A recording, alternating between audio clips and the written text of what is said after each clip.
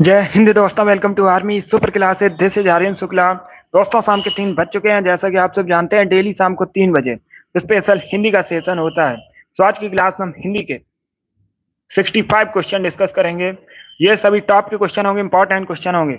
कुछ ऐसे प्रश्न हैं जो पुलिस की परीक्षाओं में कई बार पूछे गए हैं। सभी क्लास को ध्यान से देखिएगा। 37 क्वेश्चन पूछे जाएंगे हिंदी की परीक्षा में। हमारा 37 का टारगेट है। इसके लिए सभी लोग डेली सेशन को ज्वाइन कीजिएगा। डेली शाम को 3 बजे स्पेशल हिंदी का सेशन होता है। गुड इवनिंग सभी को, गुड आफ्टरनून। चलिए शुरू करते हैं आज की क्लास। इसका आंसर करिए क्वेश्चन नंबर फर्स्ट के लिए। सभी जल्दी से आंसर करिए क्वेश्चन नंबर फर्स्ट के लिए। बताइए राइट आंसर क्या होगा। साधारण वाक्य के अंत में किस चिन्ह का प्रयोग किया जाता है? तो सभी इसका आंसर करिए। बताइए इसका राइट आंसर क्या होगा। ऑप्शन को पढ़ लीजिए, उसके बाद ही आंसर करिएगा। जल्दबाजी में आपको आंसर नहीं लेना है। साधारण वाक्य के अंत में किस विराम चिन्ह का प्रयोग किया जाता है, ये आपको बताना है। पूर्ण विराम, प्रश्न चिन्ह, विस्मयबोधक चिन्ह, अल्प विराम। इस प्रकार से ऑप्शन हैं। तो सभी इसका आंसर करिए क्वेश्चन नंबर फर्स्ट के लिए। वेरी गुड दोस्तों। इसका right answer option number A होगा, पूर्ण विराम का। क्या तो ऑप्शन नंबर ए इसका राइट आंसर है। साधारण वाक्य के अंत में पूर्ण विराम चिन्ह का प्रयोग किया जाता है। तो ऑप्शन नंबर ए इसका राइट आंसर होगा। सभी ने करेक्ट आंसर दिया। इस बार आप सभी के राइट आंसर हैं। बहुत अच्छे। इसी प्रकार से आंसर करिएगा। Good evening. इस प्रकार का होता है पूर्ण विराम चिन्ह, ये भी आप लोग याद रखिएगा। चलिए इसका आंसर करिएगा। क्वेश्चन नंबर 2 के लिए आंसर करिए। गुड इवनिंग सभी को, गुड इवनिंग दोस्तों। अभी आंसर करिए क्वेश्चन नंबर 2 के लिए। पहले क्वेश्चन को समझिएगा, उसके बाद ही आंसर करिए। जल्दबाजी में आपको आंसर नहीं देना है। स्त्रीलिंग पुल्लिंग का कौन सा जोड़ा सही नहीं है, ये बताना है आपको। तो सभी इसका आंसर करिए क्वेश्चन नंबर 2 के लिए। गुड। जिसने अभी लाइव सेशन को लाइक नहीं किया है, लाइक कीजिए, शेयर कीजिए। चैनल पर नए हैं, चैनल को सब्सक्राइब कीजिए, बेल आइकन को प्रेस कीजिएगा ताकि सभी नोटिफिकेशन आप तक पहुंच सकें। इसका right answer option number C होगा, कांत कांति। ये सही नहीं है। तो ऑप्शन नंबर सी इसका राइट आंसर होगा, बाकी सभी सही है। जिसने भी क्वेश्चन नंबर 2 का ऑप्शन नंबर सी दिया, उनका सही उत्तर है। इसका आंसर करिए क्वेश्चन नंबर 3 के लिए। प्रश्न नंबर 3 के लिए आंसर करिए। प्रश्न इस प्रकार से है, निम्न में से किस विकल्प में सभी शब्द व्यक्तिवाचक संज्ञाएं हैं? 4 ऑप्शन आपको दिए गए हैं। बताइए निम्न में से किस विकल्प में सभी शब्द व्यक्तिवाचक संज्ञाएं हैं, उस विकल्प का चयन कीजिएगा। तो सभी इसका आंसर करिए क्वेश्चन नंबर 3 के लिए। बताइए इसका राइट आंसर क्या होगा। ए करेक्ट आंसर होगा, राम, रामचरितमानस, गंगा, यह सभी व्यक्तिवाचक संज्ञाएं। तो ऑप्शन नंबर ए इसका राइट आंसर है। Yes, option number A correct answer होगा इसका। इसका आंसर करिए क्वेश्चन नंबर 4 के लिए। सभी जल्दी से आंसर करिए क्वेश्चन नंबर 4 के लिए। भाषा संबंधी मूल को कहते हैं, जो भाषा संबंधी मूल है उसे क्या कहते हैं? इसका राइट आंसर बताइएगा। बी करेक्ट आंसर होगा, त्रुटि। यस, ऑप्शन नंबर 20 का राइट आंसर है। भाषा संबंधी मूल को त्रुटि कहते हैं। ऑप्शन नंबर 20 का राइट आंसर है। इसका आंसर करिए क्वेश्चन नंबर 5 के लिए। सभी जल्दी से आंसर करिए क्वेश्चन नंबर 5 के लिए। बताइए इसका राइट आंसर क्या होगा। निम्न में से कौन सा कथन सत्य नहीं है? पहले 4 ऑप्शंस को पढ़िएगा। पहले 4 ऑप्शंस को पढ़िए, उसके बाद ही आंसर करिए। जल्दबाजी में आपको आंसर नहीं देना है। संस्कृत में 3 वचन होते हैं, हिंदी में 2 वचन होते हैं, हिंदी में 2 लिंग होते हैं। ऑप्शन नंबर डी है, संस्कृत में हिंदी की तरह 2 लिंग होते हैं। बताइए निम्न में से कौन सा कथन सही नहीं है, उसका चयन कीजिएगा। तो इसका right answer option number D होगा। संस्कृत में 3 लिंग होते हैं, डी करेक्ट आंसर होगा। बाकी आप लोग ऑप्शंस को याद रखिएगा, बाकी के 3 ऑप्शन सही है। आंसर भी क्वेश्चन पूछे जा सकते हैं, इनको भी आप लोग याद रखिए। जिसने भी क्वेश्चन नंबर 5 का ऑप्शन नंबर डी दिया, उनका सही उत्तर है। अब इसका आंसर करिए क्वेश्चन नंबर 6 के लिए। सभी जल्दी से आंसर करिए क्वेश्चन नंबर 6 के लिए। बताइए इसका राइट आंसर क्या होगा। राजा सेवक को कंबल देता है, वाक्य में रेखांकित पद में बताइए कौन सा कारक है? इसका राइट आंसर क्या होगा दोस्तों। सेवक को, बताइए इसमें कौन सा कारक है? गुड। इसका right answer option number C होगा, संप्रदान कारक है। क्या करेक्ट आंसर होगा? सी इसका राइट आंसर होगा, संप्रदान कारक है। तो ऑप्शन नंबर सी इसका राइट आंसर है। बहुत अच्छे। इसी प्रकार से आप लोग आंसर करिए। अब इसका आंसर करिए क्वेश्चन नंबर 7 के लिए। हस्त का बताइए तद्भव क्या होता है। हस्त एक तत्सम शब्द है। अगर पूछा जाए हस्त किस प्रकार का शब्द है, आप लोग याद रखिएगा एक तत्सम शब्द है। इसका तद्भव बताइए क्या होता है। तो सभी इसका आंसर करिए क्वेश्चन नंबर 7 के लिए। इसका right answer option number A होगा हाथ, या तो ऑप्शन नंबर ए इसका राइट आंसर है, आप लोग याद रखिएगा। हस्त का तद्भव होता है हाथ, तो option number A correct answer होगा इसका। अब इसका आंसर करिएगा क्वेश्चन नंबर 8 के लिए। सभी जल्दी से आंसर करिए क्वेश्चन नंबर 8 के लिए। पश्चिम हिंद की सर्वाधिक प्रमुख बोली इनमें से कौन सी है। ये पूछा हुआ क्वेश्चन है, परीक्षा में पूछा गया था, यूपी पुलिस कांस्टेबल की परीक्षा में। सी करेक्ट आंसर नहीं होगा इसका। सी करेक्ट आंसर नहीं होगा। पहले क्वेश्चन को समझिएगा क्या पूछा गया है। पश्चिमी हिंदी की सर्वाधिक प्रमुख बोली कौन सी है। ए करेक्ट आंसर होगा ब्रजभाषा, या तो ऑप्शन नंबर ए इसका राइट आंसर होगा। सर्वाधिक प्रमुख बोली पूछी गई है पश्चिमी हिंदी की, तो ऑप्शन नंबर ए इसका राइट आंसर है ब्रजभाषा। जिसने भी क्वेश्चन नंबर 8 का ऑप्शन नंबर ए दिया उनका सही उत्तर है ब्रजभाषा करेक्ट आंसर होगा। आगे बढ़ते हैं। अब इसका आंसर करिए क्वेश्चन नंबर 9 के लिए। सभी जल्दी से आंसर करिए क्वेश्चन नंबर 9 के लिए। कृत प्रत्यय लगता है क्रिया के अंत में, संज्ञा के अंत में, सर्वनाम के अंत में, या फिर विशेषण के अंत में। तो सभी इसका आंसर करिए क्वेश्चन नंबर 9 के लिए। गुड। ए करेक्ट आंसर होगा क्रिया के अंत में, या तो ऑप्शन नंबर इसका राइट आंसर है कृत प्रत्यय लगता है क्रिया के अंत में। जिसने अभी क्वेश्चन नंबर 9 का ऑप्शन नंबर ए दिया उनका सही उत्तर है।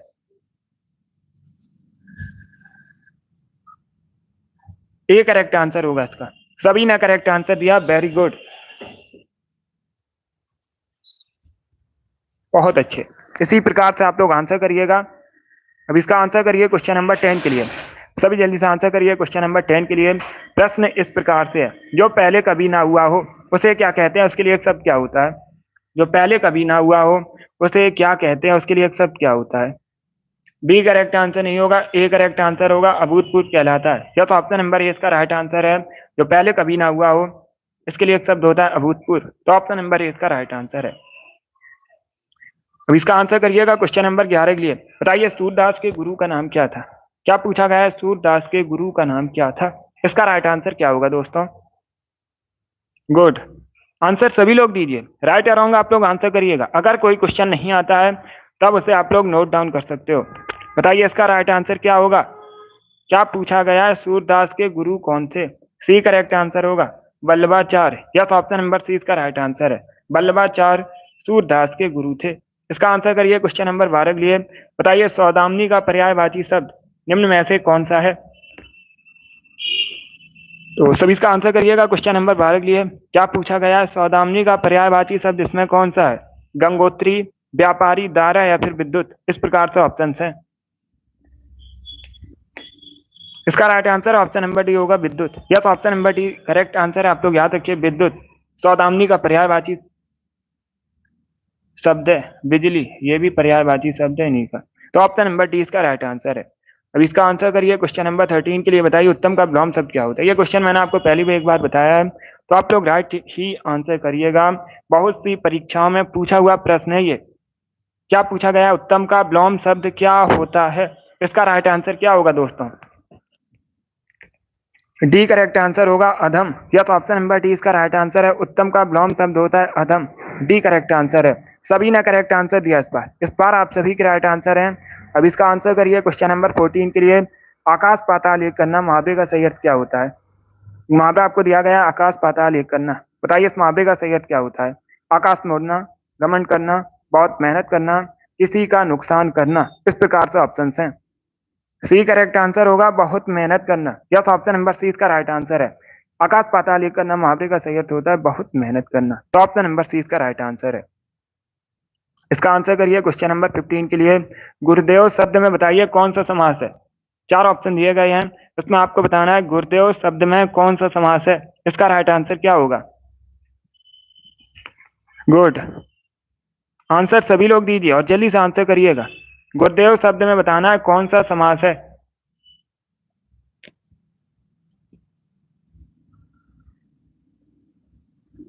डी करेक्ट आंसर होगा इसका, कर्मधारय समास है, या तो ऑप्शन नंबर डी इसका राइट आंसर है। गुरुदेव शब्द में कर्मधारय समास है, डी करेक्ट आंसर होगा। बहुब्री समास करेक्ट आंसर नहीं होगा, कर्मधारय समास है गुरुदेव में, तो option number D correct answer होगा। इसका आंसर करिए क्वेश्चन नंबर 16 के लिए। आपको बताना है मुझे बाहर जाना है। इसमें आपको बताना है ये जो रेखांकित चिन्ह है इसे क्या कहते हैं।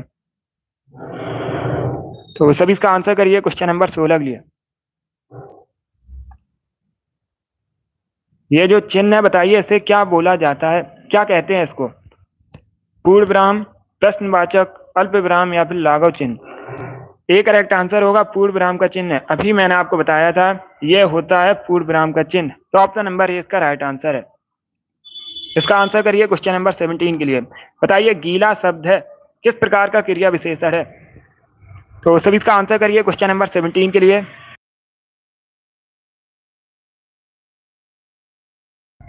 इसका आंसर करिएगा। यस सम्राट, अगर कोई क्वेश्चन गलत होता है उसे नोट डाउन कर लो। अब इसका आंसर करिए क्वेश्चन नंबर 17 के लिए। बताइए गीला किस प्रकार का शब्द है। इसका right answer option number B होगा गुणवाचक विशेषण। बी करेक्ट आंसर होगा इसका। गीला एक गुणवाचक विशेषण है। तो ऑप्शन नंबर 20 का राइट आंसर है। बहुत अच्छे, चलिए आगे बढ़ते हैं। गुड। इसका आंसर करिएगा क्वेश्चन नंबर 18 के लिए। आंख का पर्यायवाची शब्द आपको बताना है। बताइए निम्न में से आंख का पर्यायवाची शब्द कौन सा है। सभी जल्दी से आंसर करिए क्वेश्चन नंबर 18 का। बताइए इसमें आंख का पर्यायवाची शब्द कौन सा है। लोचन, पावक, वसन या फिर प्रभा। ए करेक्ट आंसर होगा लोचन। यस, ऑप्शन नंबर ए इसका राइट आंसर है। लोचन आंख का पर्यायवाची शब्द होता है। तो ए करेक्ट आंसर होगा। अभी इसका आंसर करिए क्वेश्चन नंबर 19 के लिए। बताइए निम्न में से प्रत्यय रहित शब्द कौन सा है। चार ऑप्शन दिए गए, इसमें आपको बताना है प्रत्यय रहित शब्द कौन सा है। इसका राइट आंसर क्या होगा दोस्तों। गुड इवनिंग, सभी जल्दी से आंसर करिए क्वेश्चन नंबर 19 के लिए। बताइए इसमें प्रत्यय रहित शब्द कौन सा है। डी करेक्ट आंसर होगा अनुवाद। Yes, option number D correct answer है। अनुवाद शब्द में कोई प्रत्यय नहीं है, प्रत्यय रहित शब्द है। तो डी इसका राइट आंसर है। अब इसका आंसर करिएगा क्वेश्चन नंबर 20 के लिए। बताइए इसका राइट आंसर क्या होगा। पहले प्रश्न को समझिएगा अच्छे से, उसके बाद ये आंसर करिए। जल्दबाजी में आंसर नहीं देना है, प्रश्न को पढ़िए ध्यान से।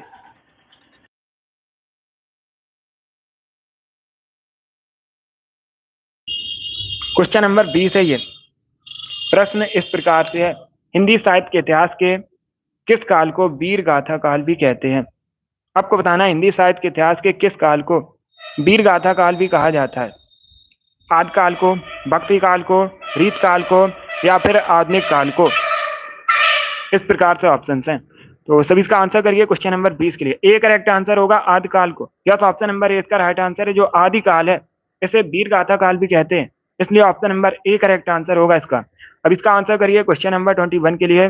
मोहन एक अच्छा विद्यार्थी है, वाक्य में बताइए विशेष से क्या है। तो सभी इसका आंसर करिए क्वेश्चन नंबर 21 के लिए। एक वाक्य दिया गया है, मोहन एक अच्छा विद्यार्थी है। इसमें आपको विशेष से बताना है। सी करेक्ट आंसर कैसे होगा। अच्छा विशेष कहाँ है, आपसे विशेष से पूछा गया है। डी करेक्ट आंसर होगा विद्यार्थी। यस, ऑप्शन नंबर डी इसका राइट आंसर है। विशेषण नहीं पूछा गया है, क्या पूछा गया है, विशेष पूछा गया है। तो ऑप्शन नंबर डी इसका राइट आंसर होगा। डी करेक्ट आंसर है इसका। अब इसका आंसर करिए क्वेश्चन नंबर 22 के लिए। सभी जल्दी से आंसर करिए क्वेश्चन नंबर 22 के लिए। बताइए इसका राइट आंसर क्या होगा। प्रतीक पत्रिका के संपादक कौन थे। आपको बताना है प्रतीक पत्रिका के संपादक कौन थे। सभी इसका आंसर करिए क्वेश्चन नंबर 32 के लिए। बताइए इसका राइट आंसर क्या होगा। सी करेक्ट आंसर होगा अज्ञेय। यस, ऑप्शन नंबर सी इसका राइट आंसर है। डी करेक्ट आंसर नहीं होगा, सी करेक्ट आंसर है इसका। आप लोग याद रखिएगा प्रतीक पत्रिका के संपादक अज्ञेय थे। तो ऑप्शन नंबर सी इसका राइट आंसर है। अब इसका आंसर करिएगा क्वेश्चन नंबर 23 के लिए। रात में विचरण करने वाला उसे क्या कहते हैं। जो रात में विचरण करता हो उसके लिए एक शब्द क्या होता है। तो सभी इसका आंसर करिए क्वेश्चन नंबर 23 के लिए। गुड, इसका right answer option number D होगा निशाचर। यस, ऑप्शन नंबर डी इसका राइट आंसर है। आप लोग याद रखिएगा रात में विचरण करने वाला निशाचर कहलाता है। तो ऑप्शन नंबर डी इसका राइट आंसर है। इस बार आप सभी ने राइट आंसर दिए हैं, सभी के करेक्ट आंसर हैं। डी करेक्ट आंसर होगा। क्वेश्चन नंबर 24 इस प्रकार से आपको बताना है, द्विज शब्द का अर्थ क्या होता है। सभी जल्दी से बताइएगा, द्विज शब्द का अर्थ क्या होता है। इसका राइट आंसर क्या होगा। यस, बी करेक्ट आंसर होगा। दो बार जन्म लेने वाला द्विज कहलाता है। जो दो बार जन्म लेता है उसे कहते हैं द्विज। तो बी करेक्ट आंसर होगा इसका। इसका आंसर करिए क्वेश्चन नंबर 25 के लिए। काट का उल्लू मुहावरे का सही अर्थ क्या होता है। सभी जल्दी से आंसर करिएगा क्वेश्चन नंबर 25 के लिए। क्या प्रश्न है, काट का उल्लू का अर्थ क्या होता है। सी करेक्ट आंसर होगा मूर्ख। यस, सी करेक्ट आंसर है मूर्ख, मतलब काठ का उल्लू। 26 के लिए आंसर करिए। बताइए निम्न में से कौन सा पुल्लिंग शब्द है? आशा, आज्ञा, गर्मा, सागर। इसमें आपको बताना है कौन सा पुल्लिंग शब्द है। इसका राइट आंसर क्या होगा? डी करेक्ट आंसर होगा Sagar. Yes, option number D correct answer है सागर, एक पुल्लिंग शब्द है। बाकी आप लोग याद रखिएगा, आशा, गर्मा, आज्ञा ये सभी स्त्रीलिंग शब्द हैं। तो डी इसका राइट आंसर होगा, सागर करेक्ट आंसर है इसका। ऑप्शन नंबर डी इसका राइट आंसर होगा। अब इसका आंसर करिए क्वेश्चन नंबर 27 के लिए। बताइए निम्न में से देवता का पर्यायवाची शब्द नहीं है। चार ऑप्शन दिए गए हैं और पूछा गया इसमें क्या देवता का पर्यायवाची शब्द नहीं है। अब चारों ऑप्शंस को ध्यान से पढ़िए, उसके बाद ही आंसर करिए, तुक्का नहीं लगाना आपको। क्या पूछा गया? निम्न में से देवता का पर्यायवाची शब्द नहीं है। डी करेक्ट आंसर नहीं होगा, इसका right answer option number C होगा, किंकर। क्या correct answer? C correct answer. आप लोग याद रखिएगा, जो किंकर है ये सेवक का पर्यायवाची होता है, नौकर का पर्यायवाची होता है। तो ऑप्शन नंबर सी इसका राइट आंसर होगा। बाकी तीनों देवता के पर्यायवाची हैं। जो किंकर है ये सेवक नौकर का पर्यायवाची होता है, इसलिए option number C correct answer होगा, देवता का पर्यायवाची नहीं होता है। इसका आंसर करिए क्वेश्चन नंबर 28 के लिए। आपको बताना है राजेश जोशी को साहित्य अकादमी पुरस्कार किस रचना पर प्राप्त हुआ है। तो सभी इसका आंसर करिए, बताइए इसका राइट आंसर क्या होगा। पहली बात तो आप लोग याद रखिएगा, परीक्षा में इस प्रकार से भी प्रश्न पूछा जाता है कि राजेश जोशी को साहित्य अकादमी पुरस्कार मिला है या नहीं। तो आप लोग याद रखिएगा, इनको साहित्य अकादमी पुरस्कार मिला है किस रचना पर? दो पंक्तियों के बीच। ऑप्शन नंबर ए इसका राइट आंसर होगा, ए करेक्ट आंसर होगा। और इस प्रकार से भी क्वेश्चन पूछ लेते हैं कि दो पंक्तियों के बीच किसकी रचना है। तो आप लोग याद रखिए, राजेश जोशी की रचना है दो पंक्तियों के बीच, ए करेक्ट आंसर होगा इसका। इसका आंसर करिए क्वेश्चन नंबर 29 के लिए। बताइए महाशय शब्द का संधि विच्छेद क्या होता है। सभी जल्दी से आंसर करिएगा, क्या पूछा गया है? महाशय शब्द का आपको संधि विच्छेद बताना है। तो सभी इसका आंसर करिए क्वेश्चन नंबर 29 के लिए। सी करेक्ट आंसर होगा महाधनाशय। या तो option number C correct answer है, महाशय शब्द का संधि विच्छेद होता है महाधनाशय। ऑप्शन नंबर सी इसका राइट आंसर है। आगे बढ़ते हैं। अब इसका आंसर करिएगा क्वेश्चन नंबर 30 के लिए। पहले प्रश्न को समझिए, उसके बाद ही आंसर करिए। क्वेश्चन इस प्रकार से है, हिंदी साहित्य की भूमिका के लेखक कौन है इसमें? हिंदी साहित्य की भूमिका के लेखक आपको बताने हैं इसमें कौन है। रामचंद्र शुक्ल, डॉक्टर राम कुमार वर्मा, हजारी प्रसाद द्विवेदी या रामविलास शर्मा। इस प्रकार से ऑप्शन हैं। तो सभी इसका आंसर करिए क्वेश्चन नंबर 30 के लिए। सी करेक्ट आंसर होगा हजारी प्रसाद द्विवेदी। या तो ऑप्शन नंबर सी इसका राइट आंसर है। हिंदी साहित्य की भूमिका के लेखक हैं Hazari Prasad Dwivedi. Option number C इसका राइट आंसर है। अब इसका आंसर करिएगा क्वेश्चन नंबर 31 के लिए। वह स्थान जहाँ से यमुना निकलती हैं उसे क्या कहते हैं? उस स्थान को क्या कहते हैं जहाँ से यमुना निकलती हैं? तो सभी इसका आंसर करिए क्वेश्चन नंबर 31 के लिए। इसका right answer option number B होगा, यमुनोत्री कहलाता है। बी करेक्ट आंसर होगा, यमुनोत्री कहते हैं जहां से यमुना निकलती हैं। अब इसका आंसर करिए क्वेश्चन नंबर 32 के लिए। बताइए बांदा व चित्रकूट की बोली कौन सी है? निम्न में से कौन सी बोली बांदा चित्रकूट में बोली जाती है? बघेली, अवधी, खड़ी बोली या फिर ब्रज? इसका आंसर बताइए क्वेश्चन नंबर 32 का करेक्ट आंसर क्या होगा। बांदा चित्रकूट की पूछी गई है बोली, तो option number A correct answer होगा, बघेली बोली जाती है। ऑप्शन नंबर ए इसका राइट आंसर है, बांदा चित्रकूट में बघेली बोली जाती है। ऑप्शन नंबर ए इसका राइट आंसर होगा। अब इसका आंसर करिए क्वेश्चन नंबर 33 के लिए। सभी जल्दी से आंसर करिए क्वेश्चन नंबर 33 के लिए। पहले प्रश्न को पढ़िए, उसके बाद ही आंसर करिए। नीचे भाषा की चार विशेषताएं दी गई हैं, इनमें से एक विशेषता गलत है, उसको चुनिएगा। बताइए निम्न में से कौन सी विशेषता गलत है। भाषा परिवर्तनशील होती है। Option number B. भाषा पैतृक संपत्ति है। ऑप्शन नंबर सी है भाषा सामाजिक संपत्ति होती है। ऑप्शन नंबर डी है भाषा अनुकरण द्वारा सीखी जाती है। बताइए निम्न में से कौन विशेषता गलत है, यह आपको बताना है। तो सभी इसका आंसर करिए क्वेश्चन नंबर 33 के लिए। बी करेक्ट आंसर होगा इसका, भाषा पैतृक संपत्ति नहीं है। बी इसका राइट आंसर होगा। जिसने भी क्वेश्चन नंबर 33 का ऑप्शन नंबर बी दिया उनका सही उत्तर है। बाकी के तीनों जो विशेषताएं ये सही है, ऑप्शन नंबर बी करेक्ट है, यही करेक्ट आंसर होगा इसका। बहुत अच्छे, यस बी करेक्ट आंसर होगा इसका। अब इसका आंसर करिए क्वेश्चन नंबर 34 के लिए। बताइए सिर चढ़ाना मुहावरे का सही अर्थ क्या होता है? तो सभी इसका आंसर करिएगा। गुड आफ्टरनून, एक मुहावरा आपको दिया गया है, मुहावरे से संबंधित 2 क्वेश्चन परीक्षा में पूछे जाएंगे। बताइए इसका राइट आंसर क्या होगा। सिर चढ़ाना मुहावरे का सही अर्थ क्या होता है। इसका right answer option number B होगा बहुत आजादी देना। क्या करेक्ट आंसर है, 20 का राइट आंसर होगा। सिर चढ़ाना मुहावरे का सही अर्थ होता है बहुत आजादी देना, तो ऑप्शन नंबर 20 का राइट आंसर है। अब इसका आंसर करिए क्वेश्चन नंबर 35 के लिए। बताइए पुष्कर का अर्थ क्या होता है। क्या पूछा गया है, पुष्कर का अर्थ क्या होता है। नदी का नाम है, मूसक, ट्रेन का नाम है या फिर सरोवर। तो सभी इसका आंसर करिए क्वेश्चन नंबर 35 के लिए। बताइए इसका राइट आंसर क्या होगा। इसका right answer option number D होगा सरोवर। जल्दबाजी में आंसर मत दीजिए, नहीं तो आपके आंसर गलत होंगे। पहले पढ़ लीजिएगा पूछा क्या गया है क्वेश्चन, उसके बाद ये आंसर करिए। गुड। इसका right answer option number D होगा सरोवर, पुष्कर, सरोवर, ये सभी तालाब के पर्यायवाची होते हैं, तो ऑप्शन नंबर डी इसका राइट आंसर होगा। बहुत अच्छे। अब इसका आंसर करिए क्वेश्चन नंबर 36 के लिए। बताइए निम्न में से कौन सी बोली उत्तर प्रदेश की नहीं है। सभी इसका आंसर करिएगा। क्या पूछा गया, इनमें से कौन सी बोली उत्तर प्रदेश की नहीं है। कन्नौजी, ब्रजभाषा, खड़ी बोली या फिर जयपुरी। तो सभी इसका आंसर करिए क्वेश्चन नंबर 36 के लिए। डी करेक्ट आंसर होगा, जयपुरी उत्तर प्रदेश की नहीं है, राजस्थान की प्रमुख बोली है जयपुरी, तो डी इसका राइट आंसर होगा। बाकी कन्नौजी, खड़ी बोली, ब्रजभाषा यह सभी उत्तर प्रदेश की प्रमुख बोलियां हैं। डी करेक्ट आंसर होगा इसका, जयपुरी करेक्ट आंसर होगा। अब इसका आंसर करिए क्वेश्चन नंबर 37 के लिए। बताइए रामधारी सिंह दिनकर को किस कृति पर साहित्य अकादमी पुरस्कार मिला है। सभी इसका आंसर करिएगा। क्या पूछा गया, इनमें से किस कृति पर रामधारी सिंह दिनकर को साहित्य अकादमी पुरस्कार मिला है।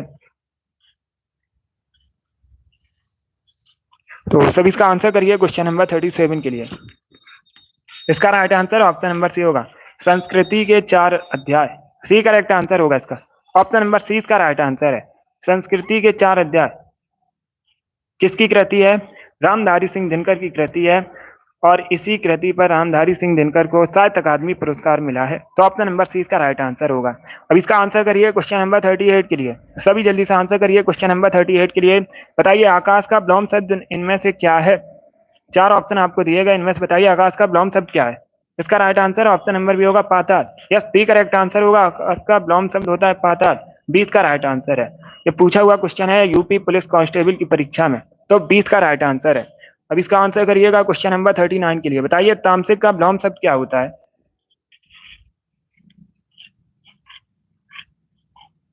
सभी इसका आंसर करिएगा। क्या पूछा गया है, तामसिक का विलोम शब्द क्या होता है। इसका right answer option number A होगा सात्विक। यस, ऑप्शन नंबर ए इसका राइट आंसर। आप लोग याद रखिए तामसिक का विलोम शब्द होता है सात्विक, तो ए करेक्ट आंसर होगा इसका। अब इसका आंसर करिए क्वेश्चन नंबर 40 के लिए। एक पंक्ति आपको दी गई है, बताइए इसमें कौन सा अलंकार है। सभी इसका आंसर करिएगा। काली घटा का घमंड घटा, बताइए इसमें कौन सा अलंकार है। यमक, रूपक, उत्प्रेक्षा या फिर उपमा। इस प्रकार से ऑप्शन हैं, तो सभी इसका आंसर करिए क्वेश्चन नंबर 40 के लिए। बताइए करेक्ट आंसर क्या होगा।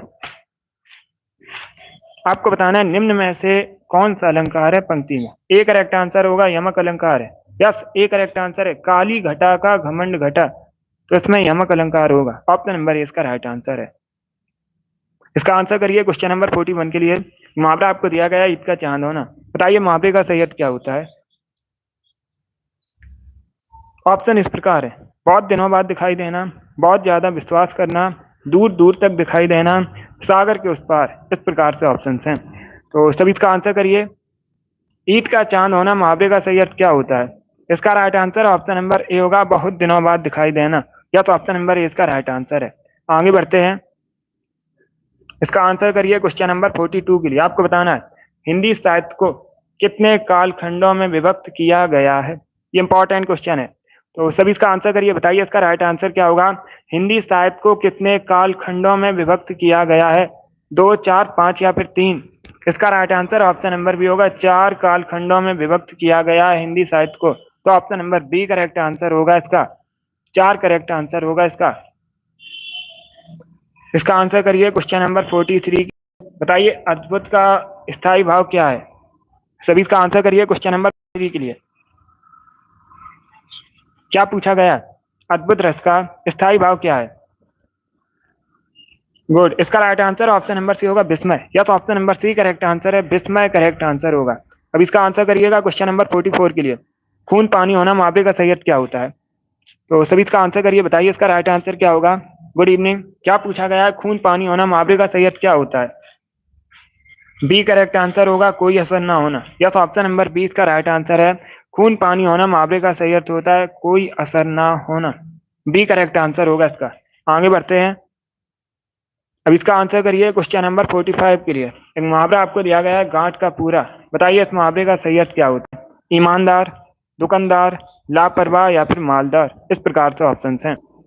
तो सभी इसका आंसर करिए क्वेश्चन नंबर 45 के लिए। क्या पूछा गया है, गांठ का पूरा होना मुहावरे का सही अर्थ क्या होता है। डी करेक्ट आंसर होगा, मालदार। यस, ऑप्शन नंबर डी इसका राइट आंसर है। बहुत अच्छे। इसका आंसर करिए क्वेश्चन नंबर 46 के लिए। एक वाक्य आपको दिया गया है, बताइए किस प्रकार का वाक्य है ये। परिश्रम करके सफलता प्राप्त करो। ये आपको बताना है किस प्रकार का वाक्य है। सरल वाक्य, मिश्र वाक्य, संयुक्त वाक्य या फिर इनमें से कोई नहीं। तो सभी इसका आंसर करिए क्वेश्चन नंबर 46 के लिए। इसका right answer option number C होगा, संयुक्त वाक्य है। या तो ऑप्शन नंबर सी इसका राइट आंसर है। परिश्रम करके सफलता प्राप्त करो, ये एक संयुक्त वाक्य है। तो ऑप्शन नंबर सी इसका राइट आंसर है। इसका आंसर करिए क्वेश्चन नंबर 47 के लिए। यह बेसन गलत लिखा है, बताइए इसकी शुद्ध वर्तनी क्या होगी।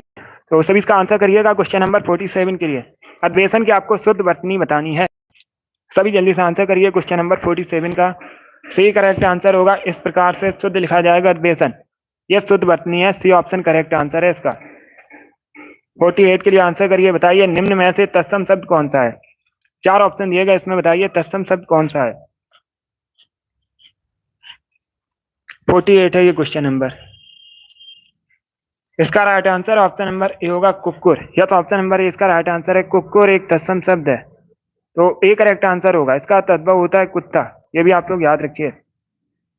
अब इसका आंसर करिए क्वेश्चन नंबर 49 के लिए। पैनी बुद्धि वाला के लिए एक शब्द क्या होगा इनमें से। चार ऑप्शन दिए गए हैं, बताइए पैनी बुद्धि वाला के लिए इसमें से कौन सा एक शब्द होगा। इसका right answer option number D होगा, कुशाग्र बुद्धि। क्या करेक्ट आंसर है, डी करेक्ट आंसर होगा। पैनी बुद्धि वाला के लिए एक शब्द होगा कुशाग्र बुद्धि। तो ऑप्शन नंबर डी इसका राइट आंसर है। जिसने भी क्वेश्चन नंबर 49 का ऑप्शन नंबर डी दिया उनका सही उत्तर है। अब इसका आंसर करिए क्वेश्चन नंबर 50 के लिए। बताइए रसाल शब्द का अर्थ क्या होता है। एक शब्द दिया गया है रसाल, इसका अर्थ बताइए क्या होता है। आम, पक्षी, केला या फिर चमक। तो ऑप्शन नंबर ए इसका राइट आंसर होगा, आम होता है। क्या करेक्ट आंसर है, ऑप्शन नंबर ए इसका राइट आंसर है, आम। अब इसका आंसर करिए क्वेश्चन नंबर 51 के लिए। सेवा सदन किसकी रचना है। आपको बताना है सेवा सदन के लेखक कौन है। सेवा सदन के बताइए लेखक कौन है, यह किसकी रचना है। क्वेश्चन नंबर 51 है ये। गुड। सी करेक्ट आंसर होगा, Munshi Premchand. Yes, option number C इसका राइट आंसर है। मुंशी प्रेमचंद की रचना है सेवा सदन। ऑप्शन नंबर सी इसका राइट आंसर है। जिसने भी क्वेश्चन नंबर 51 का ऑप्शन नंबर सी दिया उनका सही उत्तर है। अब इसका आंसर करिए क्वेश्चन नंबर 52 के लिए। कपटी मित्र के लिए निम्न में से कौन सा मुहावरा सही होगा। चार मुहावरे आपको दिए गए हैं, बताइए निम्न में से कौन सा मुहावरा कपटी मित्र के लिए सही होगा। दांत काटी रोटी, आस्तीन का सांप, अक्ल की दुम या फिर ऑप्शन नंबर डी है, आपनूस का कुंदा। इस प्रकार से ऑप्शन हैं। तो सभी इसका आंसर करिए, बताइए इसका राइट आंसर क्या होगा। बी करेक्ट आंसर होगा, आस्तीन का सांप। Yes, option number B correct answer है। कपटी मित्र के लिए सही मुहावरा होगा आस्तीन का सांप। ऑप्शन नंबर 20 का राइट आंसर है। बहुत अच्छे। अब इसका आंसर करिए क्वेश्चन नंबर 53। ये आपको बताना है छंद के कितने भेद होते हैं। सभी जल्दी से आंसर करिएगा, बताइए छंद के कितने भेद होते हैं। 4, 8, 5 या फिर 9। तो सभी इसका आंसर करिए क्वेश्चन नंबर 53 के लिए। बताइए इसका राइट आंसर क्या होगा। ए करेक्ट आंसर होगा इसका 4। या तो ऑप्शन नंबर ए इसका राइट आंसर है। आप लोग याद रखिएगा छंद के 4 भेद होते हैं। तो option number A correct answer होगा। अब इसका आंसर करिए क्वेश्चन नंबर 54 के लिए। बताइए आचरण की सभ्यता किसका निबंध है। सभी जल्दी से आंसर करिएगा। क्या पूछा गया है, आचरण की सभ्यता किसका निबंध है। लेखक बताइएगा। महावीर प्रसाद द्विवेदी, सरदार पूर्ण सिंह, रामचंद्र शुक्ल या फिर पद्म सिंह। इस प्रकार से ऑप्शन हैं। तो सभी इसका आंसर करिए क्वेश्चन नंबर 54 के लिए। इसका right answer option number B होगा, Sardar Puran Singh. Yes, B correct answer होगा, सरदार पूर्ण सिंह का निबंध है आचरण की सभ्यता। ऑप्शन नंबर 20 का राइट आंसर है। आगे बढ़ते हैं। इसका आंसर करिएगा क्वेश्चन नंबर 55 के लिए। बताइए जो समान ना हो उसे क्या कहते हैं? उसके लिए एक शब्द क्या होता है जो समान ना हो? तो सभी इसका आंसर करिए क्वेश्चन नंबर 55 के लिए। गुड, इसका right answer option number C होगा असम, या सी करेक्ट आंसर होगा। जो समान नहीं है असम कहलाएगा, तो ऑप्शन नंबर सी इसका राइट आंसर होगा। जिसने भी क्वेश्चन नंबर 55 का ऑप्शन नंबर सी दिया उनका सही उत्तर है। आगे बढ़ते हैं, अब इसका आंसर करिए क्वेश्चन नंबर 56 के लिए। पृथ्वीराज रासो हिंदी साहित्य के किस काल में लिखा गया है? सभी इसका आंसर करिएगा। आदिकाल में, भक्ति काल में, दीप काल में, या फिर आधुनिक काल में? तो सभी इसका आंसर करिए, बताइए इसका राइट आंसर क्या होगा। अगर लेखक पूछे जाए इसके कौन है, तो आप लोग याद रखिएगा चंद बरदाई इसके लेखक हैं। इसका राइट आंसर बताइए। पृथ्वीराज चौहान के दरबारी कवि थे चंद बरदाई। इसका right answer option number A होगा आदिकाल, ए करेक्ट आंसर होगा इसका, सी करेक्ट आंसर नहीं होगा। आप लोग याद रखिएगा ए करेक्ट आंसर है। पृथ्वीराज रासो हिंदी साहित्य के आदिकाल में लिखा गया है, तो ऑप्शन नंबर ए इसका राइट आंसर होगा। बहुत अच्छे, इसका आंसर करिएगा क्वेश्चन नंबर 57 के लिए। बताइए यमुना का पर्यायवाची निम्न में से कौन सा है? चार ऑप्शन दिए गए, बताइए इसमें यमुना का पर्यायवाची कौन सा है? इसका राइट आंसर क्या होगा? इसका right answer option number C होगा अर्किजा, या तो option number C correct answer है। अर्किजा यमुना का पर्यायवाची होता है, सी करेक्ट आंसर होगा। अब इसका आंसर करिए क्वेश्चन नंबर 58 के लिए। क्वेश्चन इस प्रकार से है, वर्णिक छंदों में किसका विचार होता है? ये भी इंपॉर्टेंट क्वेश्चन है, बहुत सी परीक्षाओं में पूछा हुआ क्वेश्चन है। पहले प्रश्न को पढ़िए ध्यान से, उसके बाद ही आंसर करिए। क्या पूछा गया है? वर्णिक छंदों में किसका विचार होता है? ए करेक्ट आंसर होगा वर्ण का। क्या करेक्ट आंसर है? ऑप्शन नंबर ए इसका राइट आंसर है। वर्णिक छंदों में वर्ण का विचार होता है, तो ऑप्शन नंबर ए इसका राइट आंसर होगा। आगे बढ़ते हैं, अब इसका आंसर करिए क्वेश्चन नंबर 59 के लिए। बताइए जो मुश्किल से प्राप्त होता है उसे क्या कहते हैं? 65 क्वेश्चन होंगे आज की क्लास में, अभी 6 क्वेश्चन और बचे हैं। सभी इसका आंसर करिए क्वेश्चन नंबर 59 के लिए। बताइए जो मुश्किल से प्राप्त होता है उसे क्या कहते हैं? उसे कहा जाता है दुर्लभ, या तो option number C correct answer है। जो मुश्किल से प्राप्त होता है दुर्लभ कहलाता है, सी इसका राइट आंसर है। 65 क्वेश्चन होंगे, 65 क्वेश्चन होंगे आज की क्लास में, अभी 6 क्वेश्चन और बचे हैं। इसका आंसर करिए क्वेश्चन नंबर 60 के लिए। बताइए माँ का तत्सम क्या होता है? माँ एक तद्भव शब्द है, इसका तत्सम बताइए क्या होता है? तो सभी इसका आंसर करिए क्वेश्चन नंबर 60 का। बताइए इसका राइट आंसर दोस्तों। गुड, डेली सभी क्लास को ज्वाइन कीजिएगा। डेली शाम को 3 बजे क्लास होती है ये वाली, स्पेशल हिंदी की। 37 क्वेश्चन पूछे जाएंगे परीक्षा में हिंदी के, हमारा 37 में 37 का टारगेट है। इसका right answer option number A होगा मात्र, या तो ऑप्शन नंबर ए इसका राइट आंसर है। चलिए आगे बढ़ते हैं, ये क्वेश्चन नंबर 61 के लिए आपको बताना है अपर्णा किसका पर्यायवाची शब्द है? सभी जल्दी से आंसर करिएगा। इसका करेक्ट आंसर आपको बताना है, अपर्णा किसका पर्यायवाची। सभी जल्दी से आंसर करिए क्वेश्चन नंबर 61 के लिए। गुड, डी करेक्ट आंसर होगा, पार्वती का पर्यायवाची शब्द होता है, या तो ऑप्शन नंबर डी इसका राइट आंसर है। आप लोग याद रखिएगा अपर्णा पार्वती का पर्यायवाची शब्द है, तो ऑप्शन नंबर डी इसका राइट आंसर होगा। अब इसका आंसर करिए क्वेश्चन नंबर 62 के लिए। सभी आंसर करिए क्वेश्चन नंबर 62 के लिए। बताइए इसका राइट आंसर क्या होगा? खिली हुई हवा आई, फिरकी सी आई, चली गई, इन पंक्तियों में बताइए कौन सा अलंकार। पंक्ति आपको दी गई है, बताइए इस पंक्ति में कौन सा अलंकार है? उत्प्रेक्षा, उपमा, अनुप्रास, या फिर संभावना? इस प्रकार से ऑप्शन हैं। तो सभी इसका आंसर करिए क्वेश्चन नंबर 62 का। बी करेक्ट आंसर होगा उपमा, उपमा दी जा रही है, बी करेक्ट आंसर है, उपमा अलंकार है। जिसने भी क्वेश्चन नंबर 62 का ऑप्शन नंबर बी दिया उनका सही उत्तर है। अब इसका आंसर करिए क्वेश्चन नंबर 63 के लिए। बताइए निम्न में से तद्भव शब्द कौन सा है? 4 ऑप्शन दिए गए हैं, इसमें आपको तद्भव शब्द बताना है। तो सभी इसका आंसर करिए क्वेश्चन नंबर 63 के लिए। अंधेरा, प्रकाश, रात्रि, चंद्र, इस प्रकार से ऑप्शन हैं। बताइए निम्न में से कौन सा तद्भव शब्द है? इसका right answer option number A होगा अंधेरा। क्या करेक्ट आंसर है? ऑप्शन नंबर ए इसका राइट आंसर है। आप लोग याद रखिएगा अंधेरा एक तद्भव शब्द है। अंधेरा का तत्सम क्या होता है? अंधकार। ऑप्शन नंबर ए इसका राइट आंसर होगा। बाकी प्रकाश, चंद्र, रात्रि, ये सभी तत्सम शब्द हैं, तो ऑप्शन नंबर ए इसका राइट आंसर होगा। अब इसका आंसर करिए क्वेश्चन नंबर 64 के लिए। सभी जल्दी से आंसर करिए क्वेश्चन नंबर 64 के लिए। बताइए इसका राइट आंसर क्या होगा? द्रौपदी का चीर, इसका अर्थ क्या होता है? तो सभी इसका आंसर करिए क्वेश्चन नंबर 64 के लिए।